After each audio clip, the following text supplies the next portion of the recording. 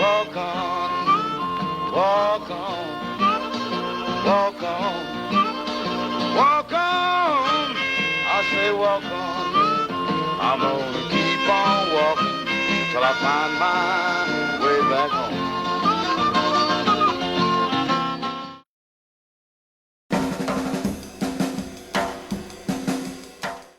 Hello friends, this is Tim Corbin, and what you are about to see is a first for us here at Captain Cloud Productions. I've been creating and producing video documentaries for over a dozen years now, and those who have been following my works are aware that most of my subjects are either of some historical content or some kind of a profile on a performing artist friend of mine. I guess American history and the performing arts have always been a couple of subjects that I've been the most fascinated by. However, this is going to be different in a few ways. For one, I don't usually give a preview ramble like I am now, but in light of the circumstances, I think it might be necessary. We'll see. Just bear with me. Because what you are about to see is our very first nature documentary. Something that we probably should have done a long time ago. What you are about to see is what I documented this past summer in 2024 when I took a summer-long cross-country coast-to-coast hiking journey that took me on some of the most beautiful, most scenic trails throughout America. It was a combination of two of my favorite pastimes, travel and hiking. Now the way this came about, I was already planning on doing a cross-country summer travel. I used to do this back when I was younger. I've traveled from coast to coast by every form of transportation, motorcycle, freight train, airplane, big rig trucks, you name it, even my thumb when I had to hitchhike. But a couple years ago, in preparation for this, I purchased a van. It was a cargo van when I purchased it, and I converted it into a camper van, so now it's my home on wheels. So I was already planning on doing a big summer travel journey and going to a lot of places I hadn't been to before and seeing a lot of old friends I hadn't seen in a long time and all that, you know. And I figured along the way I'll get some of my hikes in. I've been an avid hiker for the last several years now, and I thought, well, I'll probably just have to hike around some neighborhoods and cities and, you know, the urban environment and breathe some exhaust fumes and all that. But the way this turned into a big hiking expedition was just a couple weeks before I was about to leave, I came upon this poster somewhere that said, the 100 greatest hikes of the national parks. And I looked it over and it interested me enough to where I took a picture of it, and I eventually decided, I said, I'm going to use this to create my itinerary. This will dictate my travel route for the summer. Before it was over, I camped at about 10 different national parks and hiked about 16 different trails. And there were several more national parks and several more trails to hike that I had on my list. However, due to various reasons, bad weather or whatever, I had to scratch them. But I hope that next summer I can get back out there and knock those off my bucket list. So join me now as we hike some of America's most beautiful, most scenic trails.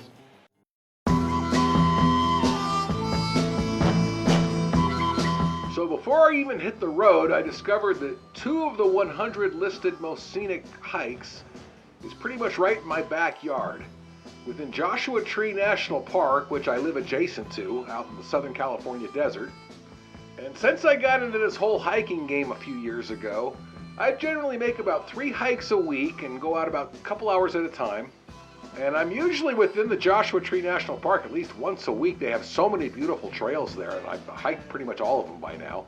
So the first trail on the list that I hit was Ryan Mountain. All of the trails in all of the national parks are listed as either easy, moderate, or hard, depending on how challenging it is. So this one's listed as a moderate hike, nearly 3 miles, and takes about 2 hours to hike. It does have some steep stairs, and the shade is rather limited. It's kind of out in the open. You're kind of mostly hiking along the side of a mountain, where it's mostly uphill going in and downhill coming back. But a word of caution, Joshua Tree National Park can get extremely hot in the summer months, well over 100 degrees. So it's recommended that the best time to hike these trails is between October and May. And I did Ryan Mountain in late May. Well, I am on what is known as Ryan Mountain in Joshua Tree National Park. Just wanted to show the overview here of this trail that I'm on. The other recommended hike within Joshua Tree National Park is called Warren Peak, which is actually outside of the main park. It's accessible several miles down the highway by way of the Black Rock Canyon campground. Listed as a moderate hike, about 5.5 miles, and takes about 2 3/4 hours to hike. And And the trail in some places can be pretty thick with sand, so make sure you wear the proper footwear for it. I'd say overall it's a pretty easy hike until you get to the base of the peak, which is where this picture was taken. Now that last 1.5 mile, man, it is difficult, so take your time with it because it had me huffing and puffing. Well, friends, I did it. I am at the top of Warren Peak, the peak of Warren Peak. So I do a little panoramic view here.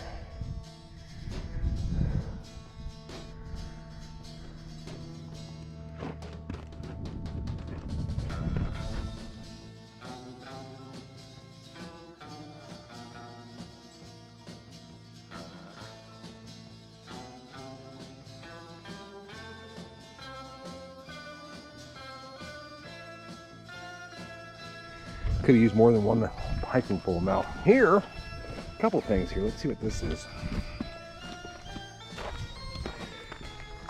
Geo survey.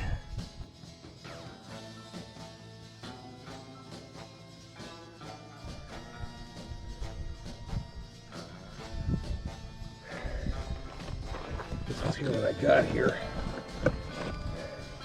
Oh, this might be one of those geocaches or something. What you suppose could be it? Warren Peak. Okay.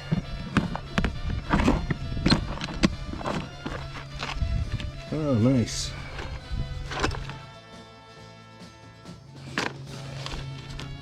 Guess I could leave one of my cards in here. What does this say? Joshua Tree. May 21st, 24. Okay.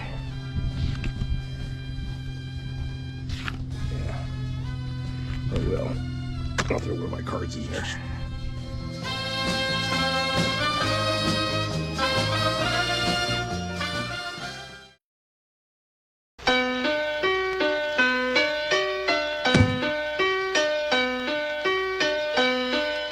So in early June, I loaded up the van, and my first destination was about 900 miles north up to Crater Lake, Oregon. And I was already aware before I arrived that the trails that I went up there to hike were still under snow at this time of year, but I was going to be within an hour of the park anyway, so I decided as long as I was that close, might as well stop in and at least take a look at the lake.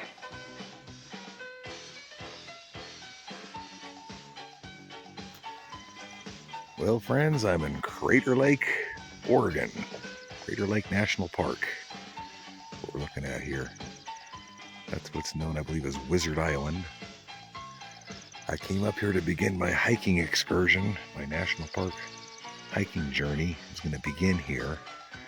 Today is June the 10th, and the trails that I came here to hike are still not open unless I want to try it with snowshoes, which I don't have and wouldn't anyway. But, yeah.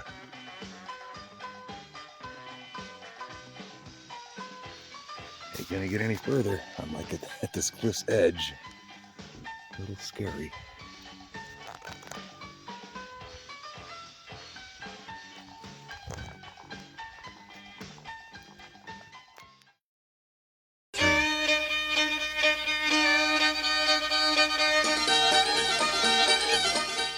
So my next stop was in Yellowstone National Park, and I don't know how, but throughout my many years of traveling, I've somehow always missed it until now. So first time visiting the park, there were 3 trails here to hike, and the first 2 are interconnected. There's the Fairy Falls hike, and then an offshoot of that is the Grand Prismatic Overlook. Both are listed as easy hikes. If all you want to see is Grand Prismatic Overlook, that's about 1.5 miles and takes less than 45 minutes, and it's all paved and real easy. There are families with kids, little kids running around in flip-flop sandals and stuff like that, so you don't have to worry about proper footwear or anything like that. But the Grand Prismatic is known as the nation's largest natural hot spring.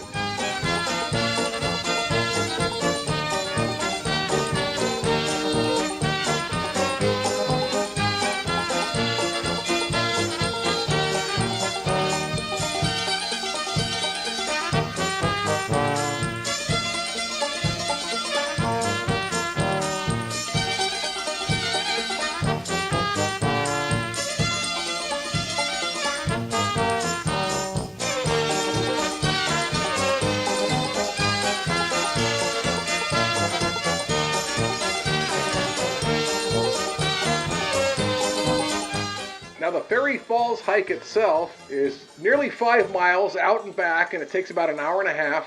It's mostly shaded or forested, but sparse of population. The chipmunk squirrels around there are quite people-friendly, well enough to where they'll eat right out of your hands. So taking both those hikes together, I think I was out and back in like 2 hours of hiking, maybe 2.5 hours with breaks, which is the average of pretty much all the hikes that I take. Well, there's Fairy Falls, about as full of view as I can get it.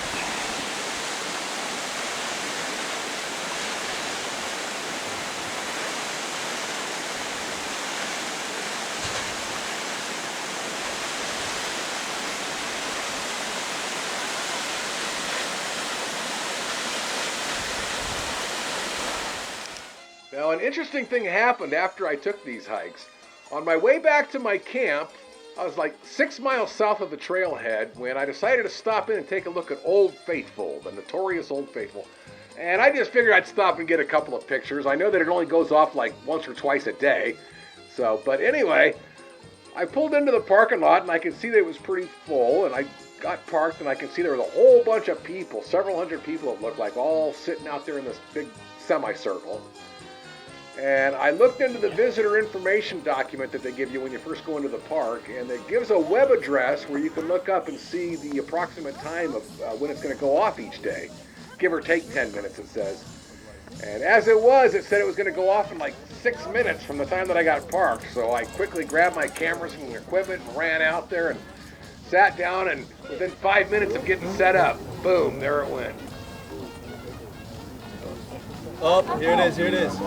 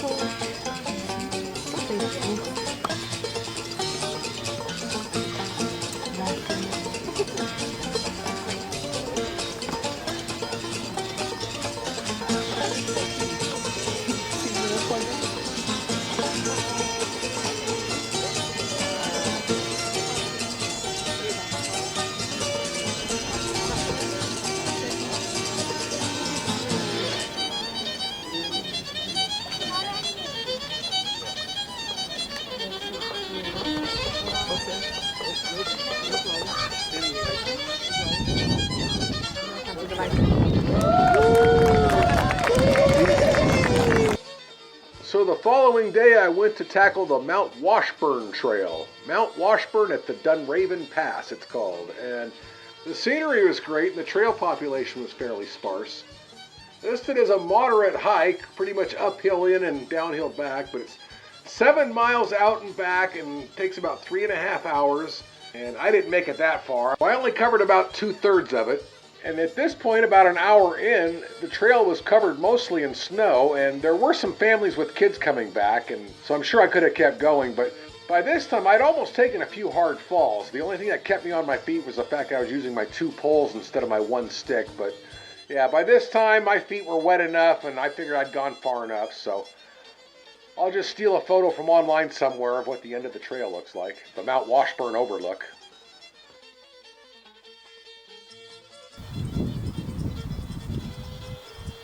This is the lower portion of Mount Washburn. I'm only about 20 minutes into the hike as I'm going up the hill.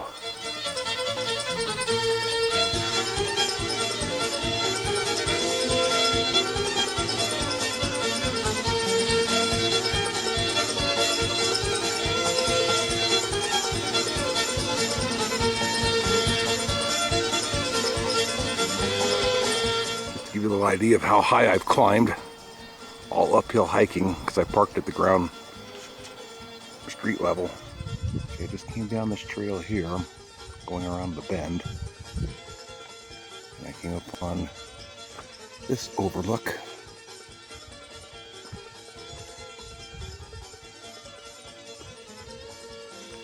There's the trail. I'm making my way back down. How's that for a panoramic view? Here's the trail I hiked on. There's some hikers there.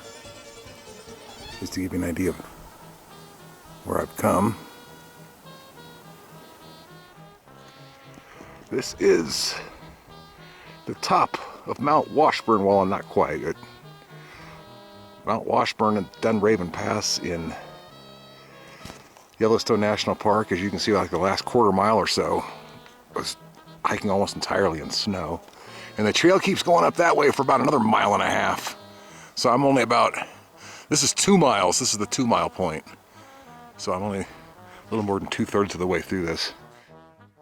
Now, before I left Yellowstone, there was one other area that I wanted to take a look at. It's known as the Grand Canyon of Yellowstone, and here's some footage of that.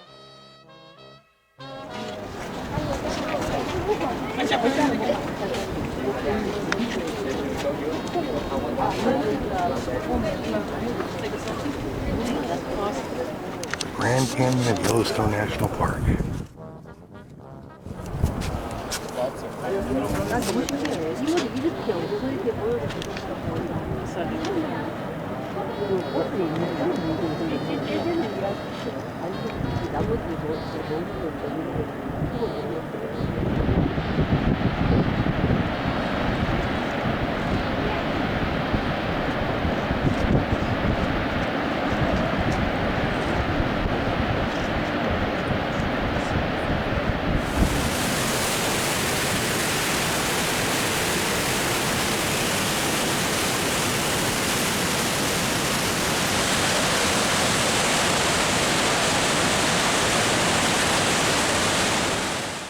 Something else within Yellowstone that I found quite interesting and wanted to share with you was these hot springs and mud volcanoes.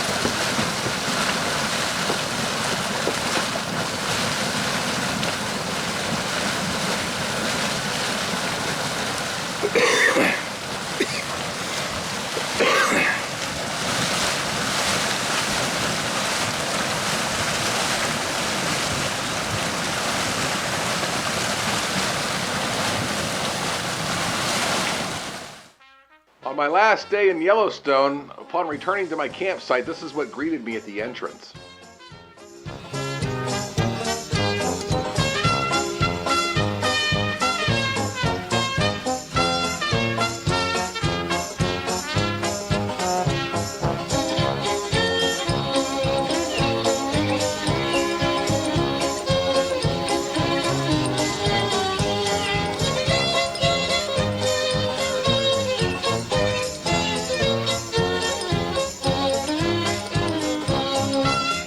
Plus, I kept plenty of trees between me and my subjects.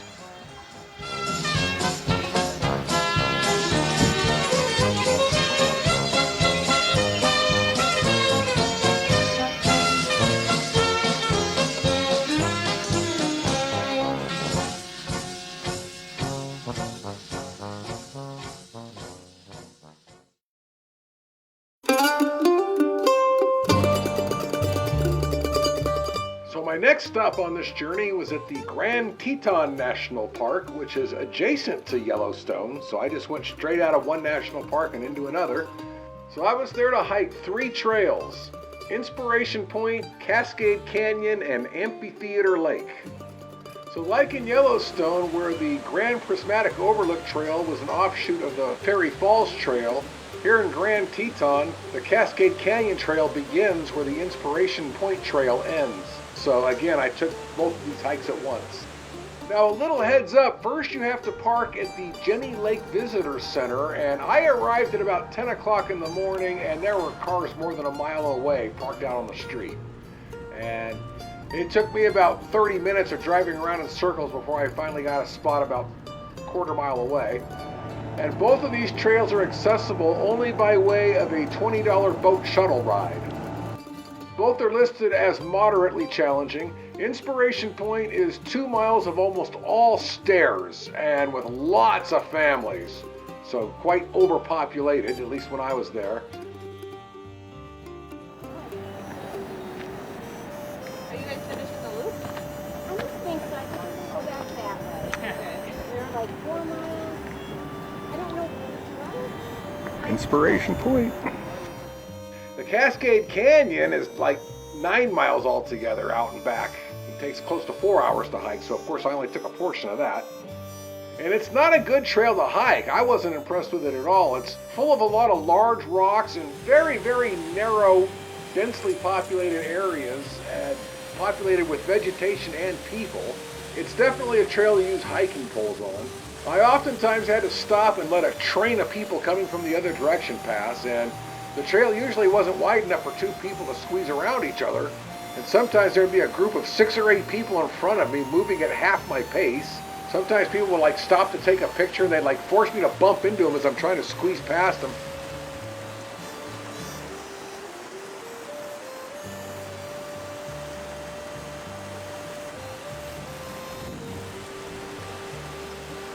Zippity-doo-dah, zippity. My, oh my, what a wonderful day. Plenty of sunshine headed my way. Zippity-doo-dah, zippity, Mr. Bluebird on my shoulder. It's so nice, it's factual, everything is satisfactory. Zippity-doo-dah, zippity, wonderful feeling, wonderful day. And for those who are interested in hiking the entire Cascade Canyon Trail, I lifted this from online, but here's what the end of the trail is said to look like. What's this big traffic jam all about? I don't know. There might be a moose on the road, though.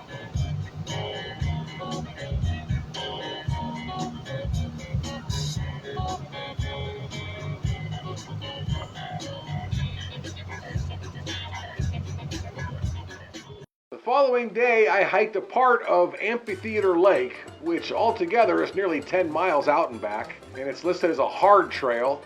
And this was my 6th hike in 4 days. So I just did a couple of hours, which covered about half the distance. And I'd say the first 30 minutes wasn't very hard at all. It was more like mildly moderate.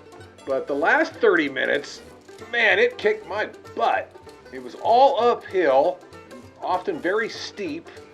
So I took several more breaks than I normally would. It seemed like the last 15 minutes or so, I was stopping about every 5 minutes, huffing and puffing. Did have a moose sighting along the way. It looked like an old moose out there.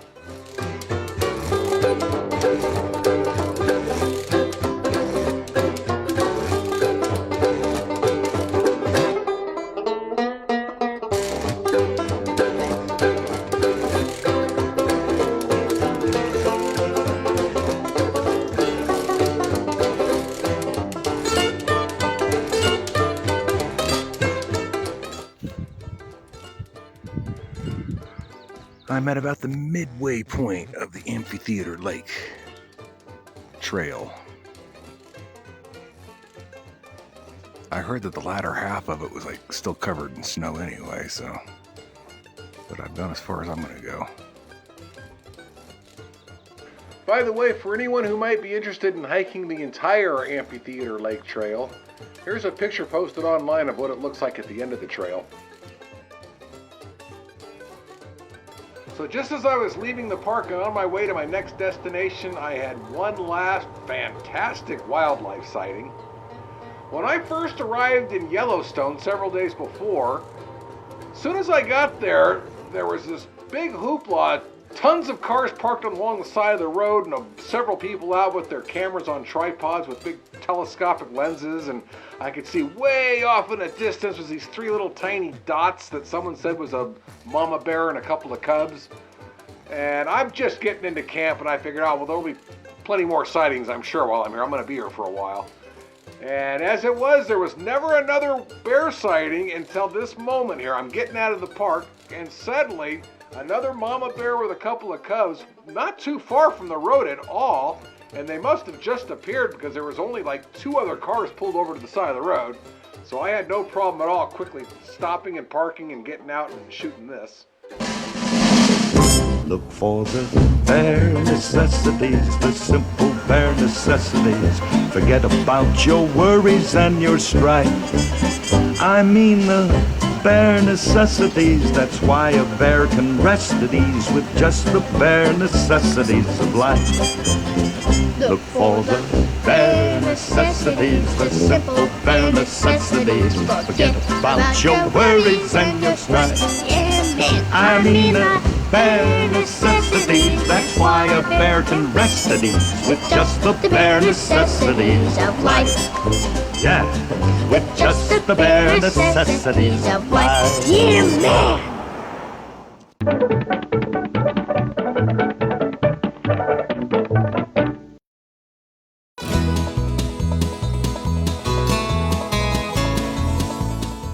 So after leaving Grand Teton, my next destination was the Badlands National Park in South Dakota, but I took a little detour before going there. I ran on up to Deadwood, South Dakota. I wanted to absorb some of the old Wild West history there, so I had a wonderful time there, and so then I made my way to the Badlands National Park, and by the way, here's what greeted me on my way into the park. Badlands National Park. Beautiful portrait of a... Oh, thanks. Keep going. Move. Badlands National Park. I first discovered Badlands National Park many years before when I rode through it on my motorcycle. That was back in the summer of 1991. I was coming out of the Sturgis Bike Rally up there near Deadwood, where I was now coming from.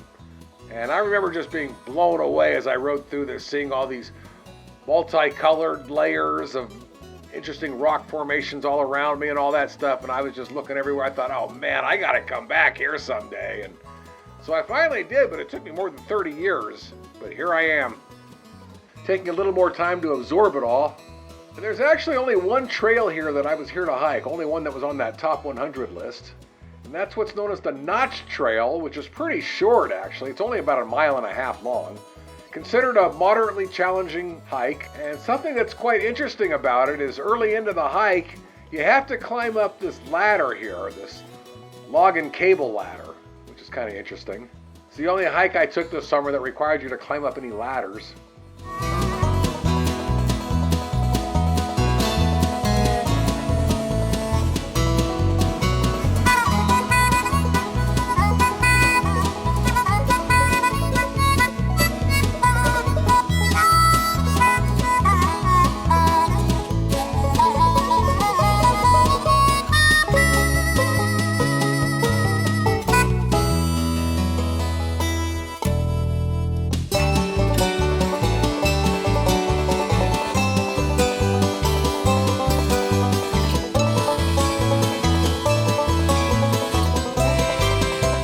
Lots of interesting wildlife to observe along the trail.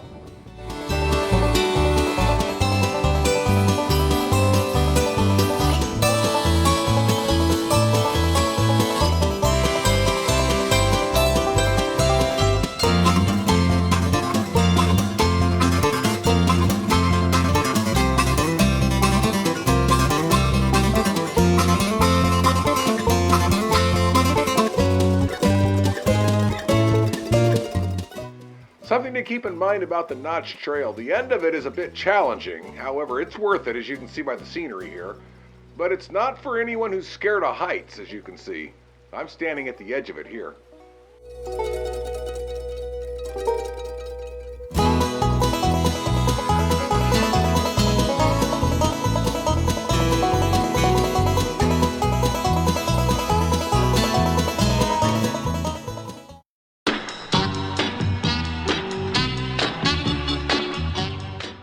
Okay, so moving onward, after the Badlands, I made a brief stop in Minneapolis on a social visit to see a few friends. And then from there, my next stop on this cross-country hiking excursion was the Indiana Dunes National Park in the state of Indiana. And there was just one trail there for me to hit, and that's what's known as the Cowles Bog Trail, which is a loop trail, unlike all of the out and back trails that I've been taking so far. But considered moderately challenging, about 4.3 miles, and takes about an hour and a half to complete. And something that I didn't mention on site there is that this area is known for its amazing plant diversity. And it has been designated a National Natural Landmark. Beyond this trail, you'll see all kinds of ponds and marshes and swamps, and there's these oak savannas, kind of forested, that you go through. And then, of course, it ends out on the beach there, which, by the way, is Lake Michigan. It's the southern end of Lake Michigan. All right, friends, I am in the Indiana Dunes National Park on the Cowles Bog Trail. And most of the trail has been very, very forested, just like what you see here. This is where I just came from.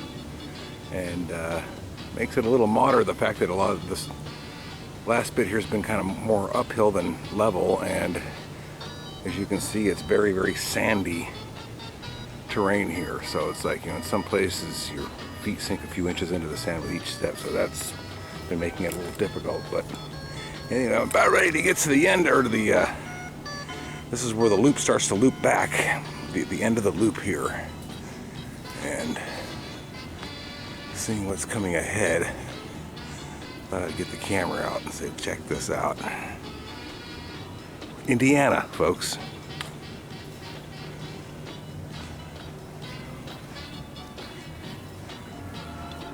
There's also a train nearby.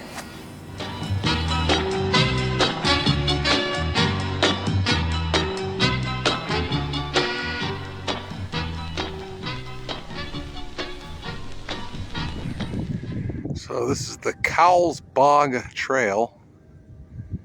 This is the beach end of it, the midway point of the loop, which brings you out to here. This is the Indiana Dunes. This is not an ocean. This is a lake.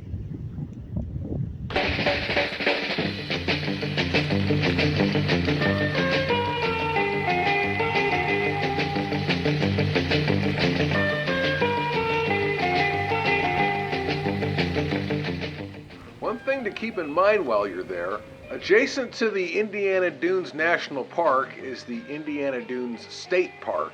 And I was going to go spend some time at the beach there, and when I tried to show them my my lifelong pass there, National Park pass there at the gate, they said, "Oh no, this is the state park. We want, you know, whatever the amount was that they wanted from me, I wasn't going to give it." So just be advised, there is a state park that is adjacent to it.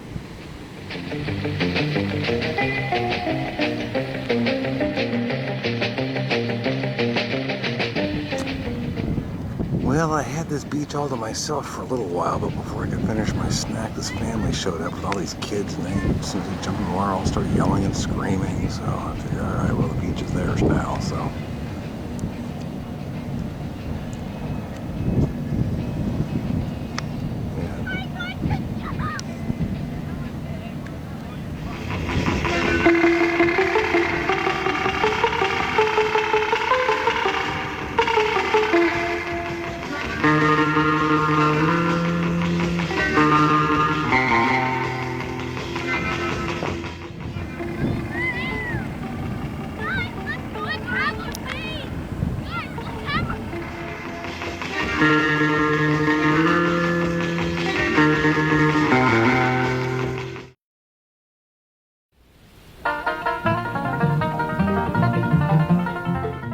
after Indiana Dunes, I took about 2.5 weeks off of the hiking excursion. There really wasn't much as far as national parks in this part of the country, but I ended up doing a lot of social visits and seeing a lot of friends and family between there and New York, New Jersey. And while I was in New Jersey, I had a little mishap. I was attending a cousin's 4th of July weekend big pool party bash, and I dived into the pool and dislocated my right shoulder.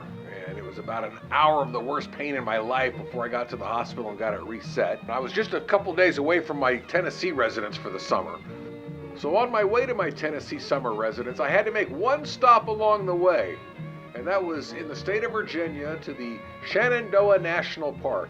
They had 3 trails there on that top 100 list. However, unfortunately, one of them, the Old Rag Mountain Loop Trail, is listed as hard on the challenge level. And now that I was working with a bad dislocated shoulder, I realized that I'd better not make any of those. Those usually require doing some rock scrambling and stuff like that. And so I thought it was best to knock all of those off of my list now for the remainder of my hiking excursion. But there were 2 other trails there to conquer. And so I arrived the night before, and the following morning I hit the Hawksbill Loop Trail. The Hawksbill Loop Trail is listed as moderately challenging, about 2 3/4 miles, and taking about an hour and a half to cover. An interesting note about it is that it is a part of the Appalachian Trail, so that earned me another pin on my stick. Now I have to apologize, these pictures that I'm showing you here are not mine. Somehow on this stop I lost a lot of valuable video footage, and among them was the big scenic overlooks along the trail. So I have to rely on these pictures that are posted online to show you that. Now, a few notes about this trail. It is rather populated. You'll be sharing it with a lot of other people probably, which in my case was a good thing, and I'll explain that in a minute. But it's rather shady, a rather forested hike, so you're not going to be out in the sun much. It is a little rocky in some places, and there's some steep inclines, not too bad, but you got some boulders to cross around and stuff like that. So trekking poles are advised, and with that in mind, here's a little bit of the existing video that I shot there. Well, friends, I just lost one of my 2 walking sticks. You see how I have it leaning up against this like that? Well,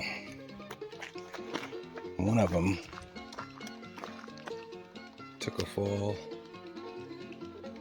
down there, and there ain't no way I'm going to be able to get down there and get it, not without a rope, and I don't have one. So, be operating with 1 stick from now on. So fortunately, right after that, a young couple showed up coming the opposite direction, and I asked them if they had any rope, and then I explained why. I pointed down to him, showed him my stick, and told him what happened. And this young guy, he's like, "Oh, I can get that." And I said, "Are you sure?" He goes, "Oh yeah." And like within seconds, man, boom, he scrambled down there, grabbed it, and was back up on the trail with it in hand. And like I said, probably didn't take him more than 5 or 10 seconds. So I was grateful for that. I thank him, whoever he was. So my plan the following morning was to hit one last trail on my way out of the park and then be at my summer Tennessee residence by that evening. The Bear Fence Mountain Loop, listed as moderately challenging. It's only a mile long and takes less than an hour. They say 45 minutes. And I figured, yeah, I'll knock that off early and get out of here. What I can tell you about it is it's quite forested and lots of bird activity out there. I saw a lot of people out there with their binoculars and stuff checking out the birds, but now, I made a big mistake somewhere when I was reading up on the descriptions. I know I read somewhere that one of the trails had a rock scramble area, which I thought was that hard trail, the Old Rag Mountain Loop Trail. And maybe there is one on there, but I didn't see it in this description. It said that it was moderately challenging, so I figured I was okay with it, and I had my poles and all that. But I made one big mistake when I stopped here. When I checked out of the hospital in New Jersey, the staff there told me to keep my arm in a sling and don't move it any more than I have to until I see a doctor, which I knew wasn't going to be for a while. And I did keep it in a sling for a few days, but by the time I arrived here, it felt well enough to hike without the sling. And I remember I was taking caution when I was doing the Hawksbill Loop hike the day before. But using my hiking poles, well, man, by the time I was done, my shoulder felt great. I felt like using those poles was like perfect therapy for it, obviously, because by the time I was done with the Hawksbill Loop Trail, my shoulder felt better than it did before the dislocation. So by the time I took the Bear Fence Mountain Loop hike, I think I underestimated how messed up my shoulder still was. Before I knew it, I came upon all these rocks that you have to scramble over. The trail is marked with these little blue paint spots, what they call blazers. And it was taking me over this big scramble area, and I somehow climbed a rock. I grabbed and pulled the wrong way, and 3 days after I had dislocated my shoulder, wouldn't you know it, it dislocated again. But the big difference now is that I wasn't at a big party with friends and family and just a short distance from the nearby hospital. I'm in a national park by myself, and the nearest hospital is about an hour away. Had to go there by ambulance. It was probably a good 4 hours of the most extreme pain in my life before I got to the hospital and got it reset, and then had to pay a couple $100 to an Uber driver to take me back into the park to get my van. Again, I lost some valuable video here right before my shoulder went out on me here. I just shot some video, I remember, at this spot, and it was a nice little overlook here, but you can't see it here.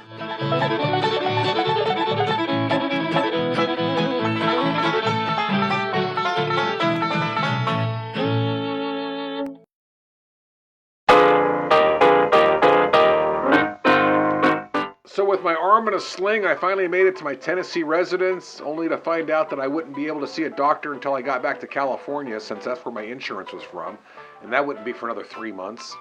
So after a couple of months of rehabbing my shoulder at my Tennessee residence, I knew that there was a couple more national parks in these eastern states that I wanted to hit before I returned west. And so in late September, a couple weeks before I was due to leave, I made another 1 week run, and after stopping to see a few friends in Georgia, I finally made my way to the Congaree National Park in South Carolina, where I took their notorious boardwalk loop. Listed as an easy hike, 2.5 miles, only takes about 40 minutes to complete. It's probably one of the most unusual hikes that I've ever taken anywhere, in that the boardwalk loop is a literal boardwalk. It's elevated about 6 feet above the surface, and it'll take you through a very diverse old-growth forest area. And they will give you at the visitor center there a self-guided boardwalk tour brochure that'll tell you all about what's out there. But among the things that I found so unique about this place, it has these trees that I'd never seen anywhere before with these swollen trunks on them. They're called water tupelos, and they only grow in well-watered areas like this, along with all these bald cypress everywhere. It is rather humid. It's recommended to bring bug spray and a towel and some water.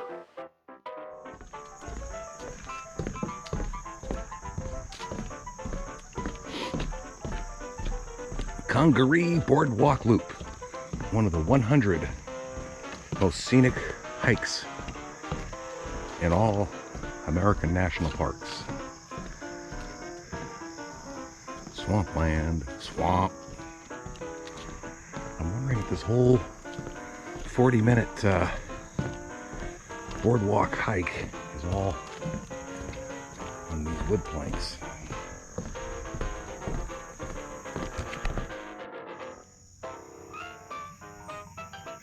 And you can see by the moss, how high the flood waters have reached in the past. Taller than me, it looks like.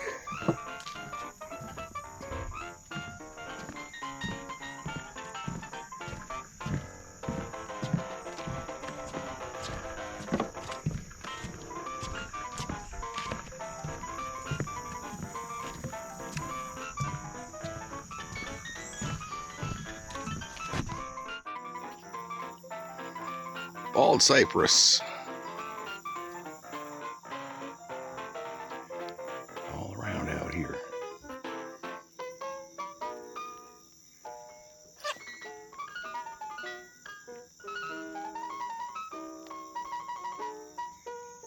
These guys here, they're related to the sugarcane family. Switch cane, I think it's called.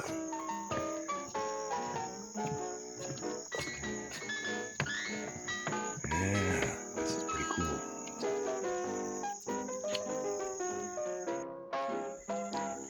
You see this big thick tree here? Former South Carolina state champion tree, a loblolly pine. It's 150 feet tall.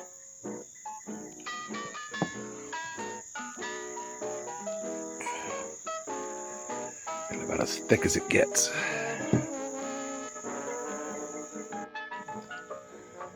This is the Weston Lake.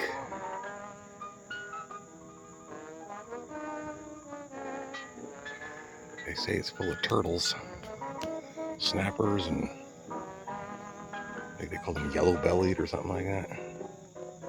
I just saw some ripple effect right out there in the water, so something must have poked its head up or something. I wonder if we might see anything.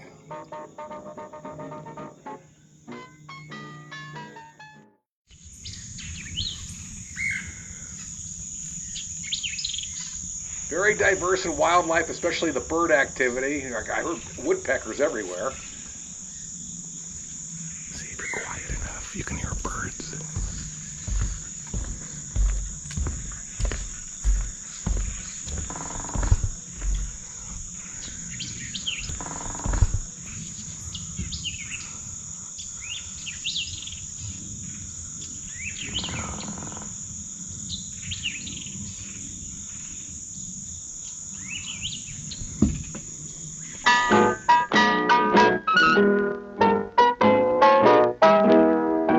Oh, Smoky Mountain Gal, won't you come out tonight? Won't you come out tonight? Won't you come out tonight? Smoky Mountain Gal, won't you come out tonight? So from Congaree, I returned into the state of Tennessee and made my way to the Great Smoky Mountains National Park. So there were 3 trails there on the top 100 list, but the Alum Cave is listed as a hard trail, so scratching that off of my injured shoulder list. I was there to hike 2 of their trails. The first one being the Charles Bunyan Peak via the Appalachian Trail. So like the Hawksbill Loop Trail in Shenandoah National Park that I hit earlier, this one once again put me on a part of the Appalachian Trail. It's listed as a moderately challenging hike consisting of a total of 8 miles, 4 miles out and back, taking approximately 4¼ hours to complete, which is more than double my normal hiking outing, so I only covered about half of it. A little heads up, a permit is required, which you can get at a visitor center there. And for those who are interested in completing the entire hike, I'll have to lift a picture off the internet again to show you what it looks like at the Bunyan Peak. Now, a word of advice, it's best to get there the night before, as I did. I had been forewarned that there's parking problems there, so I got in the evening before. However, I made a big mistake. I parked at the closest spot to the trailhead, and the following morning, I was awakened much earlier than I was planning on getting up. I began hearing these voices right outside my van that wouldn't go away. And sometimes there was more than others, but just voices, voices, voices. And eventually, when I opened up my side door, here's what I discovered. I had parked right next to this big photo op spot. Everybody there had to get their picture at this state line sign. I heard that there's some beautiful scenery, but it's not until you get out there by the Bunyan Peak, so primarily shaded. Lots of rocks. In fact, the review said it gets wet here sometimes, especially this time of year, late September, and it's best to wear some really good footwear because these rocks can get real slippery. So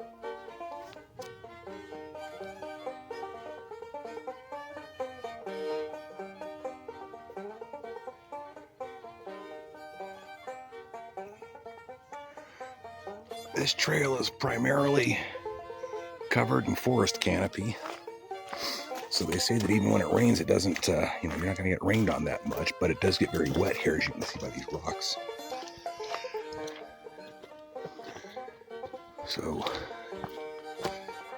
Charles Bunyan run via the Appalachian Trail. Yeah.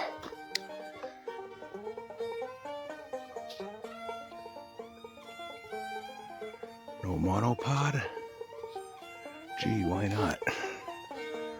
I kind of left on this trip not fully equipped. I left my whole camera box back at the house. So, doing everything handheld. And with my cell phone and my GoPro, that's all I got with me right now.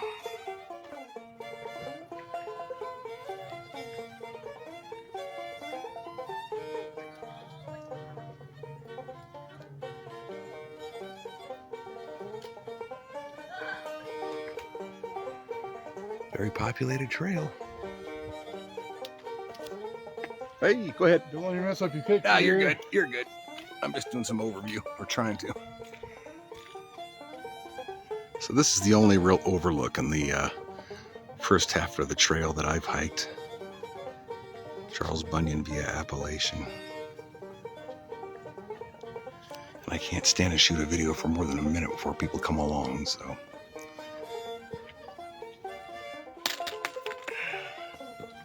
Hey.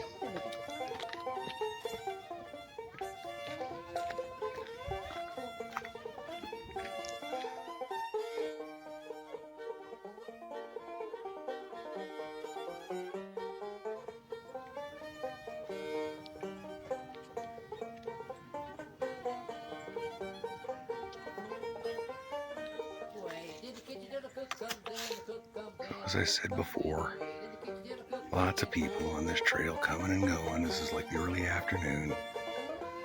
So I have to share the trail with a lot of people coming back. But as I was trying to say, this is listed as a moderate trail. Charles Bunyan Appalachian Trail.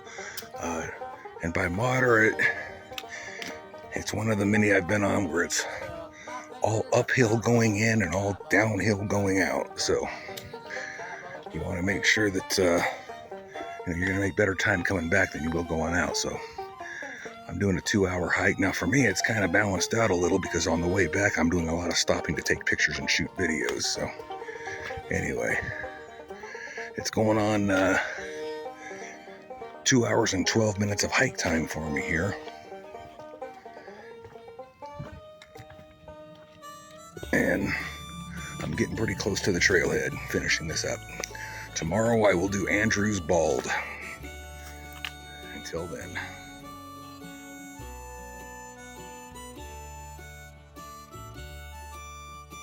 Now from there I headed over to the Andrews Bald Trail just to see what it looks like, and I can see the parking was a mess, so I went on up into Pigeon Forge and had a little fun in the local town there, and then came back that night and stayed the night there. And so I would advise anybody else to do the same. Andrews Bald is considered a moderate hike, a little less than 2 miles out and back, so altogether about 3.5 miles or so. It takes 2 hours to complete on average. First mile or so of the trail proceeds downhill through the woods, so just be aware that the return hike will involve some strenuous climbing. However, there are steps there, as you can see. It's a well-maintained trail. Portions of it are rather rocky. Well, friends, this is the end of the Andrews Bald Trail in the Smoky Mountains National Park. About a 1.75 miles in and out, moderate, kind of all downhill in and uphill going back.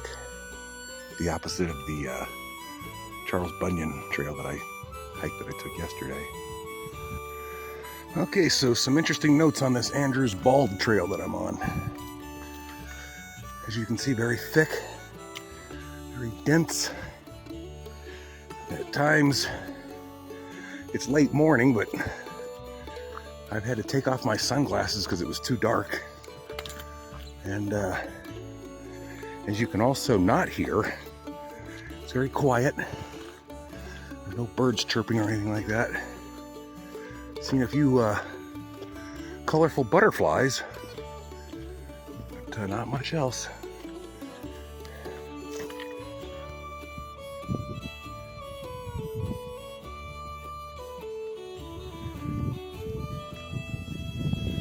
So at the end of Andrews Bald, with the overview obstructed by all the bushes, I heard one of the women there say to her husband, "Well, we got a better view of this from the parking lot," which I laughed in agreement. This is the parking lot view.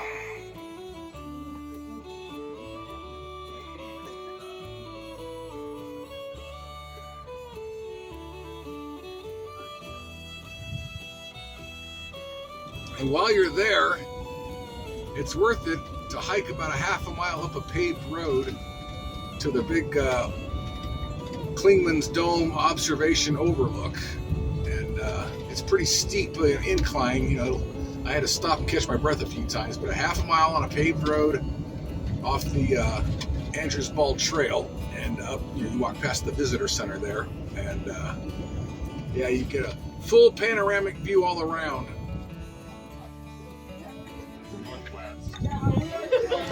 Northern view. Really, don't do that.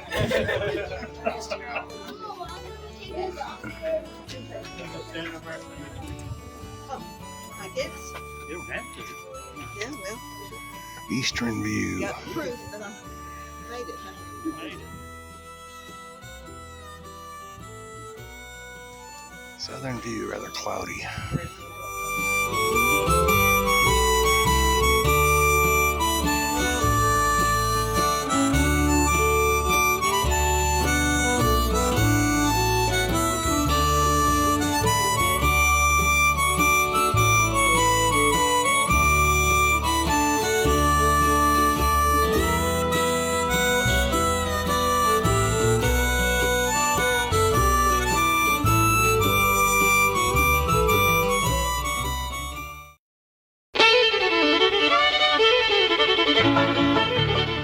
So while I was settled in Tennessee for the summer, I did maintain a regular hiking schedule. I'd get out 3 days a week for a couple of hours at a time.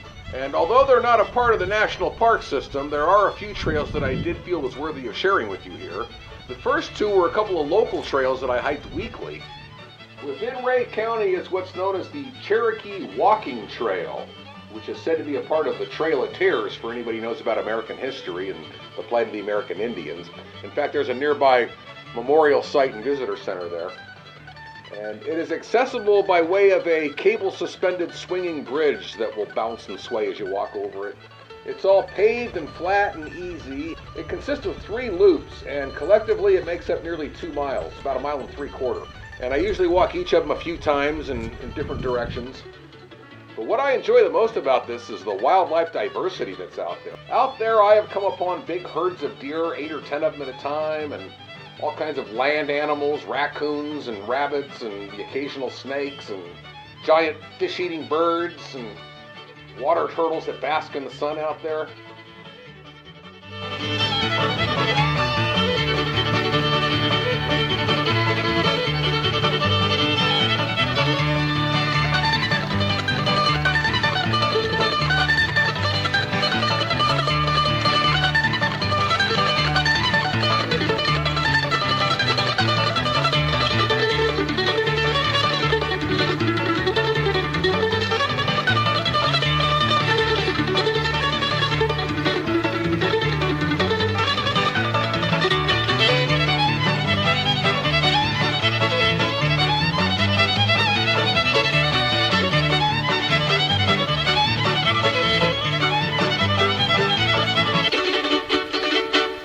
All right.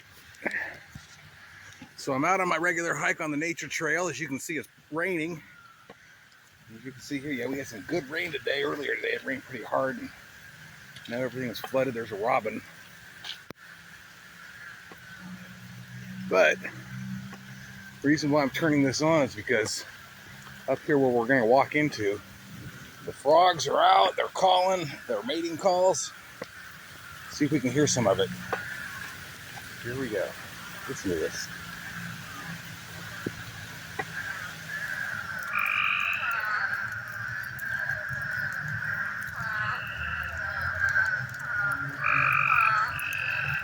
I'm going to use this in a song. All the rhythms are there.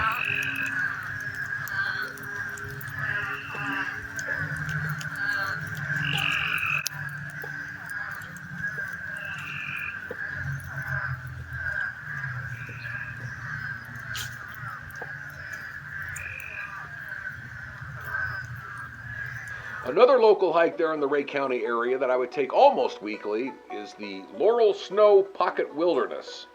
There are 2 different falls there. One's called the Laurel Falls and the other is the Snow Falls. And it's a part of the Cumberland Trail. It's considered a state natural area. The hike to Laurel Falls, which is the one that I always take, it's nearly 2.5 miles and takes about 2.5 hours out and back. The Snow Falls Trail, which I've never taken because it's about 10 miles and takes nearly 5 hours to complete. There's campsites along the way and a lot of people do overnight camping out there. I'd say it's moderately challenging and quite shaded.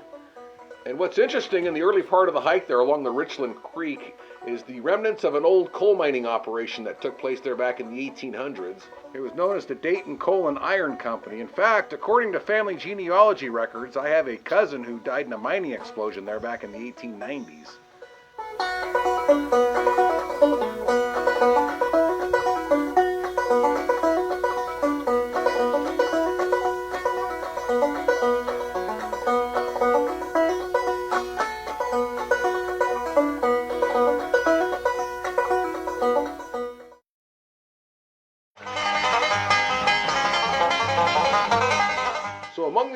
couple hikes that I took that I felt was worthy of sharing with you here was up in the Knoxville area. I'd like to introduce you to an old friend of mine. This is Carrie. Carrie and I attended the local University of Tennessee back in the day, and we graduated together out of their wildlife science programs with bachelor's degrees. So we were study partners back in the day, and we've been good friends ever since for over 25 years now. She is my hiking hostess while I'm there. She knows all the great trails around the Knoxville area, so every summer when I go back, we'll get together a few times and usually do a few hikes together. And she's picked some very memorable trails and hikes before, and this one included. So on this occasion, Carrie took me to what's called the Devil's Racetrack. It's located about 30 miles northwest of Knoxville. It's a part of the Cove Lake State Park. It's 5 3/4 miles and takes a little over 3 hours. Took us about 3 1/4 hours out and back. It's considered a hard trail on the difficulty level, although I'd say it was pretty easy to moderate until you get towards the end of the trail there. Then going up to the peak there, it gets pretty steep and difficult. It parallels Interstate 75 for much of the hike, so you'll probably hear more automotive noises than you will bird calls and such. And there is a lot of overgrowth. You don't have to worry about shade here. But what a scenic peak it took us to.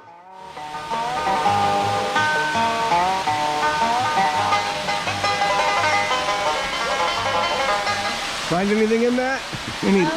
Any living beings?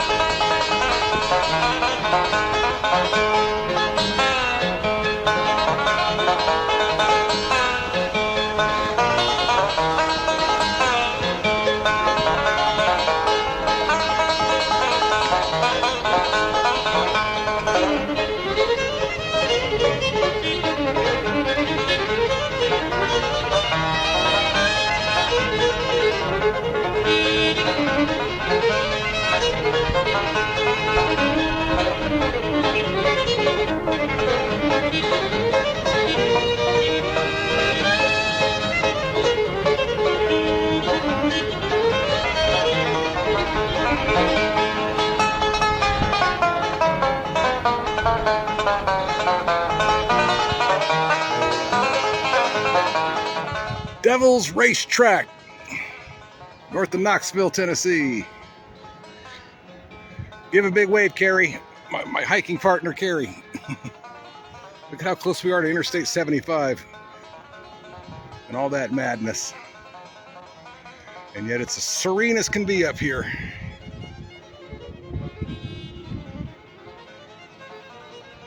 Sweet. What body of water is that down there? Cove Lake? Okay.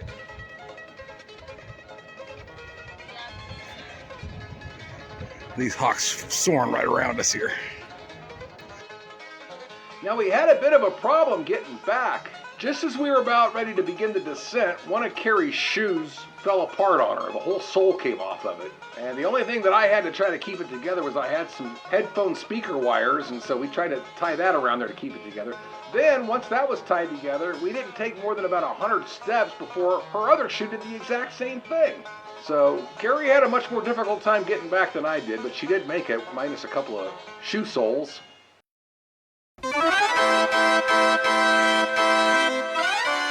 So after I left my Tennessee summer residence, that was around the 1st of October, and I didn't get to another national park again until I was in Utah. There really wasn't much along the route that I took as far as national parks go. However, I did have one interesting stop to share with you in Colorado.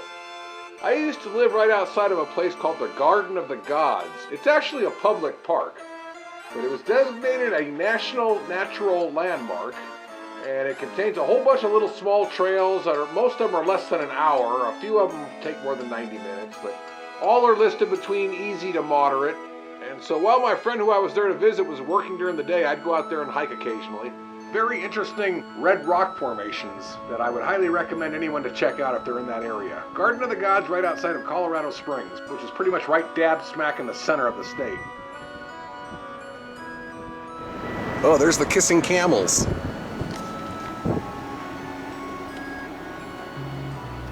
Kissing camels.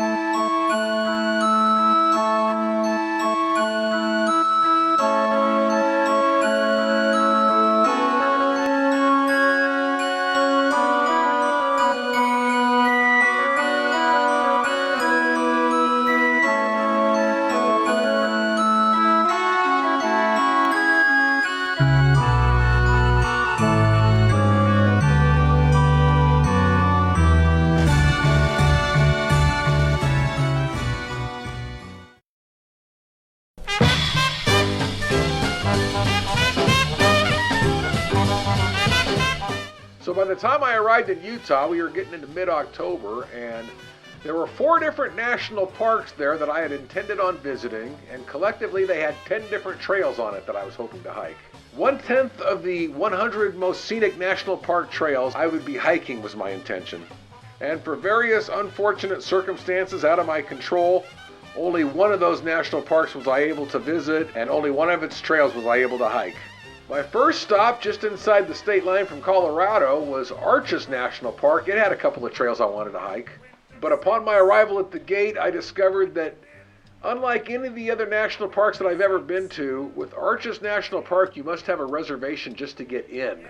If I wanted to, they told me I could drive about 30 minutes up to the nearest town that had reception, and I could get online and make a reservation, and it'd take about an hour to process, and I could be back in there within a couple of hours. But being as how it's on my normal route, I pass through here usually a couple times a year, so I just figured I'll try again another time, but making a mental note that you must have reservations to get into Arches National Park. So after spending a few days visiting with some friends around the central part of the state, I left this one day with every intention of going down to Capitol Reef National Park, and then after a couple days there, hitting up Bryce Canyon National Park, not too far from each other. However, by the time I got to that area, there was snow on the ground, it was raining, and temperatures were in the low 30s, and certainly not hiking weather. And again, it's on my regular route. I figured next summer I'm going to do a part 2 and get there in the early summer instead of in the mid-fall as I was at this time. So out of all of these, the only national park in Utah that had hikeable weather and that I could get into was at the very south end of the state, Zion National Park. It had 3 trails listed. Unfortunately, 2 of them were listed as hard on the difficult level, so scratch those. In fact, one of them, Angel's Landing, you'll see it on the video here, and I don't even think when I'm at full health am I going to try that one, along the side of a cliff. So the one trail that I was there to hike was called Observation Point via the East Mesa Trail. Moderately challenging, 7 miles out and back, taking about 2 3/4 hours to complete, ending with an overlook of the Zion Canyon. Now, a great word of advice to anybody interested in going there.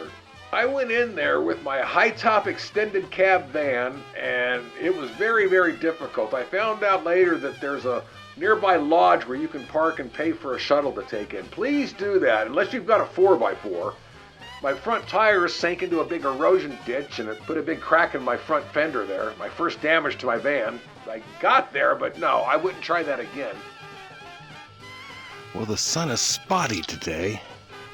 A little bit of it is breaking out right now, so I figured maybe I should take this opportunity to show you a little bit of the trail that I'm on here in the Zion National Park. East Mesa Trail, heading to Observation Point.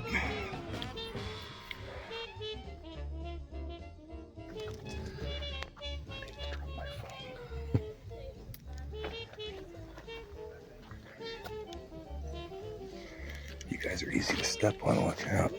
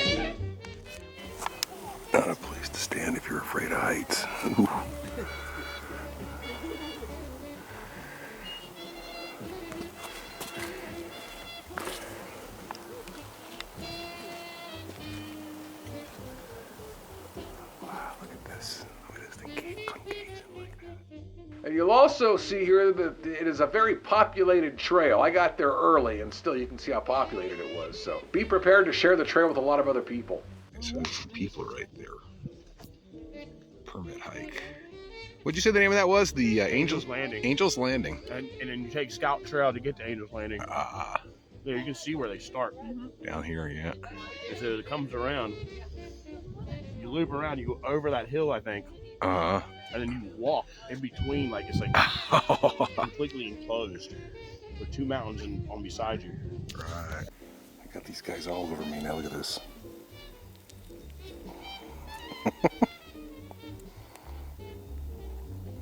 Okay, save some for the others. Come on, let go. Come on. Thinking about it, thinking about it. Come on.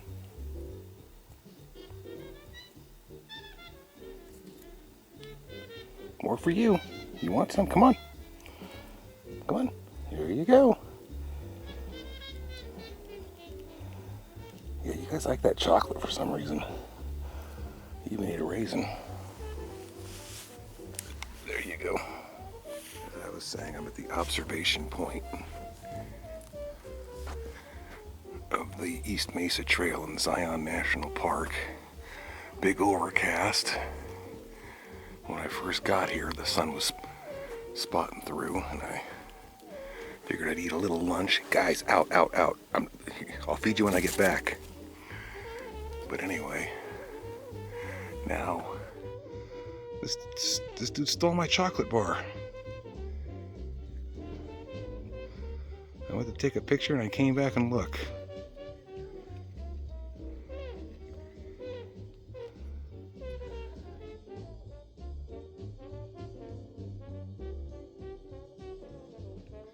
Okay, so a little review of the East Mesa Trail to Observation Point in Zion National Park.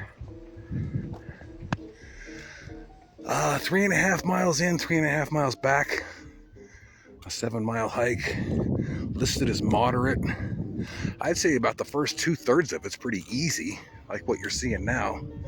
Not a whole lot to look at this point, just a lot of kind of forested, but very flat, smooth, easy trail. Then about the last third gets a little hilly, not too bad. I'd still rate it overall as an easy hike. Another interesting note on my way out of there is this tunnel that's over 1 mile long.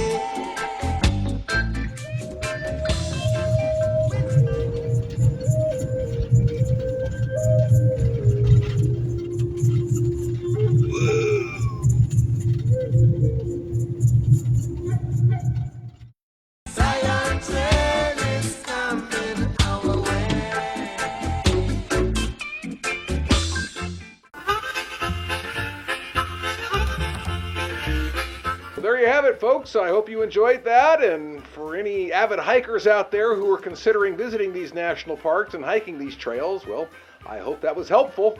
And you know, as I was reviewing this, it kind of reminded me, anybody who's my age or older will remember this. When I was a kid, they used to have on like UHF stations, PBS and stuff like that, these travel log films. They'd be Home movies, Super 8 color silent movies of these families taking their summer vacation, going to all these national parks, and the father would be the narrator, and he'd be explaining who's who and what's what, and they'd have all this footage of them out fishing and water skiing and stuff like that.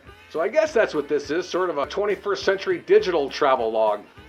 Now before I leave, I'd like to reiterate on something that I said in the beginning about how this was our first nature video. It's not really a nature documentary, more of a nature vlog. But there's a reason for that. Just to brief you a little on my background, I spent nearly 20 years of my young adult life devoted to the performing arts, live stage entertainment. And then I eventually got creatively frustrated, so I dropped out of the arts to pursue the sciences, and I devoted about as much time of my life to the sciences as I did to the arts. And before I was done, I had earned 3 college science degrees, the highest being a master's. And during all these years that I was studying and researching the biological sciences, of course I spent more than my share of time out hiking and camping in the wilderness and forest throughout America in both the eastern and western states. So you would think that when I dropped out of the sciences to return to the arts, by way of the digital video medium this time, that creating nature documentaries would be the first subjects that I would cover. And to be honest, I did try to go that route. I was always very much inspired by the National Geographic Channel and Animal Planet and some of these other shows that are on these nature networks. And I wanted to get out and document and raise awareness towards all the restoration efforts being made regarding the threatened and endangered species that are out there, as well as all the various biological and ecological surveys going on all the time.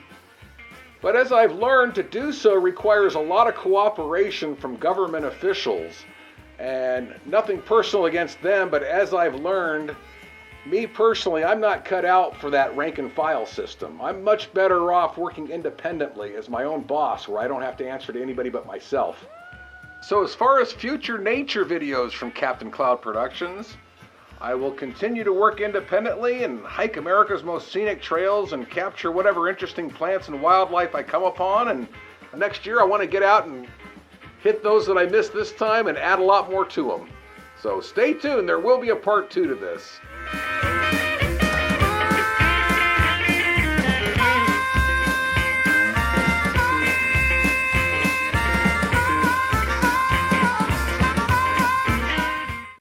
Bomba-dee-da, bomba-dee-da, bomba-dee-da, bomba-dee-da, bomba-dee-da, bomba-dee-da, bomba-dee-da, bomba-dee-da, bomba-dee-da, bomba-dee-da, bomba-dee-da, happy trails to you. Bomba-dee-da, bomba-dee-da, bomba-dee-da, bomba-dee-da, bomba-dee-da.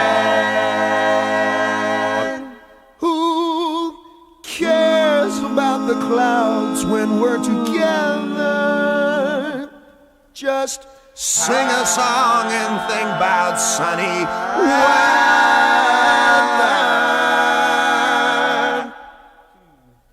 Happy trails to you till we meet again.